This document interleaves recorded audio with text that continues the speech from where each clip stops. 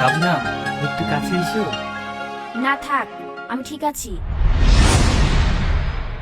শাবনাম, তোমার কি আমাকে অস্বস্তি লাগছে? কাছে এসো, আস্তে আস্তে সব ঠিক হয়ে যাবে। আমার বয়স খুবই কম, এই বিয়েটা আমি করতে চাইনি, আমাকে জোর করে বিয়ে দেওয়া হয়েছে। এই কথাটা তো তুমি আমাকে বিয়ের আগেও বলতে পারতে। ভয় বলতে পারিনি। কিন্তু তুমি যেটা চাওনি সেটাই তো ঘটেছে। আমার কিছু করার ছিল না। আমি বুঝতে পারছি তোমার জন্য এটা খুবই কঠিন, কিন্তু কিছু পরিস্থিতি আমাদের নিয়ন্ত্রণের বাইরে থাকে।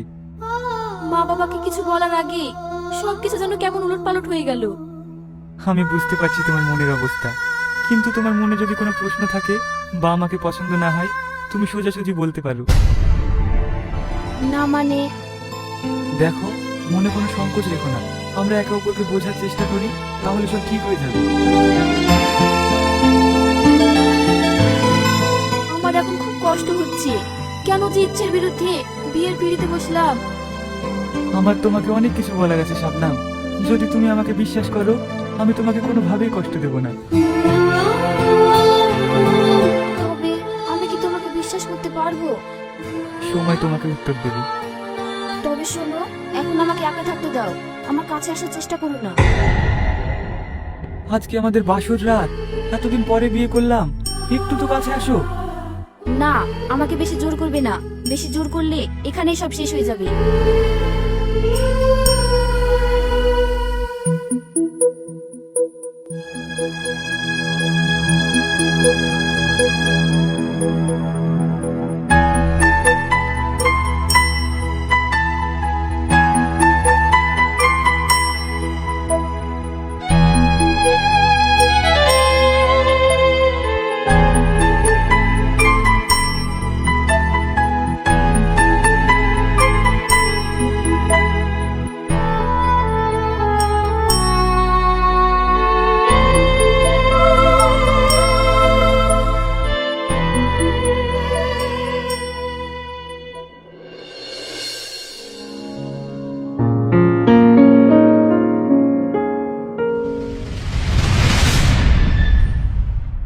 তুমি আমার কাছ থেকে এত দূরে দূরে থাকছো কেন?